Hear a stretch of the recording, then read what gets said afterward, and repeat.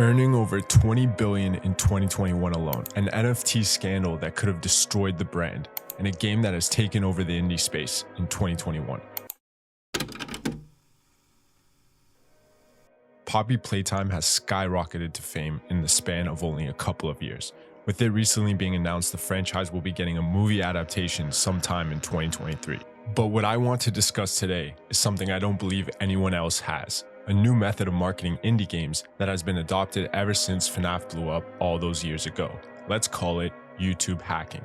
Instead of the traditional methods of developing and popularizing a game, a large studio, team, publisher, or director who oversees the development of the project, Steam engine, and social media have completely revolutionized the gaming world. And because of this, developers can turn to their own unique form of marketing to make their game a success.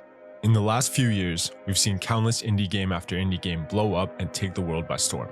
Among Us, Fall Guys are both examples that were developed on the Unity engine before the world became obsessed and ran with them. The formula is actually quite simple, but it varies depending on what type of game you're creating.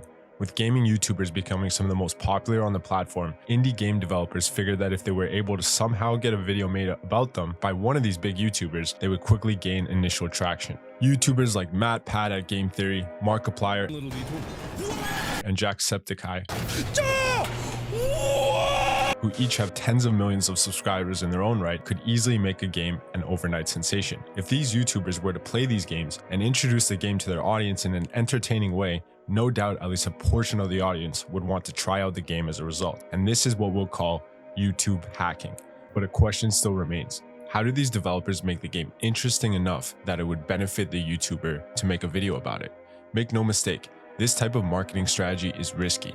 If a game whose primary purpose is to solve the story doesn't get picked up by a big YouTube channel, it's a recipe for disaster. You see, it's not just about making a game. The game also has to be interesting enough, or in the case of a Game Theory, the lore has to be secretive enough that someone else can make a video series about the game and have it be entertaining enough for their fans to keep watching. As a result, I've noticed there are two types of indie games that YouTubers find interesting enough to make a video about.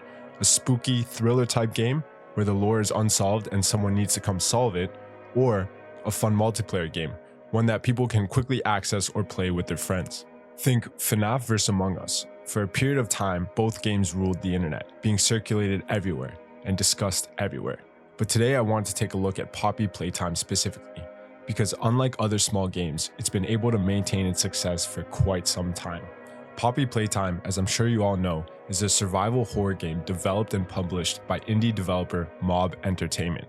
The player takes the role of a former employee of the toy-making company Playtime Co., who revisits its abandoned toy factory 10 years after its staff's disappearance. You quickly navigate the factory through a first-person perspective, solving puzzles and avoiding the malicious toys, all while trying to understand what on earth is going on.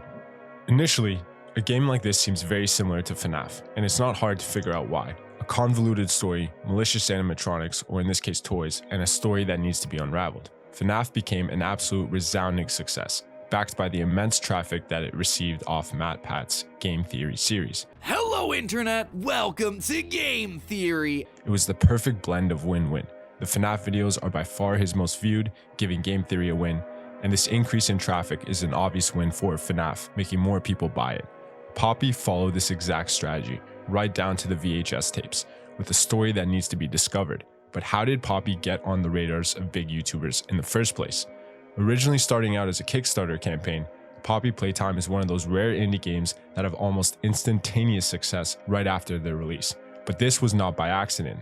Zanimation and Enchanted Mob promoted the game on their channel, raking in hundreds of thousands of views each on its initial release. Quickly, many YouTubers began to adopt and make videos centered around the game. And of course, Mob Entertainment, with 1.2 million subscribers in its own right, also promoted the game. But recently, Poppy Playtime has had its fair share of controversies, and chief among them was the release of their NFT collection. Despite being warned by employees that adding NFTs to Poppy Playtime was not a good idea, Mob Games partnered with Sweet.io and went ahead with introducing them, using them as a paywall for extra lore. This received immediate backlash for obvious reasons, with fans boycotting the game, requesting refunds, and spreading the word to get others to request a refund from Poppy Playtime developers as well. it is important to note why this was so damaging to the brand. Around this time last year, NFTs were quickly becoming understood for what they were: a quick, easy way to get money from fans for something that has almost no value. So the fact that the developers marketed these NFTs as an opportunity to own a piece of the game just hurt their image more. Fans quickly saw this as a method developers were using to capitalize on players wanting to figure out the lore of the game, its main selling point. Luckily though, Mob Games CEO, Zach, responded well. He acknowledged the mistake made and pledged to donate all the cash he received from this event to a charity called Clean Air Task Force. Obviously a face-saving move, but it seems to have more or less worked, as to this day, Poppy Playtime is still a very popular indie game. Nonetheless, Poppy Playtime is a great example of YouTube hacking in action, and the lesson here is simple. If you have ambitions of starting an indie game company, court attention first. Start a YouTube channel and build up a small following before releasing any game. Make a quick trailer for the game and release them to build initial hype. What Poppy Playtime teaches us is that the most valued commodity in the world is attention, and if you can find a way to get it for yourself, you are one step closer to winning the game.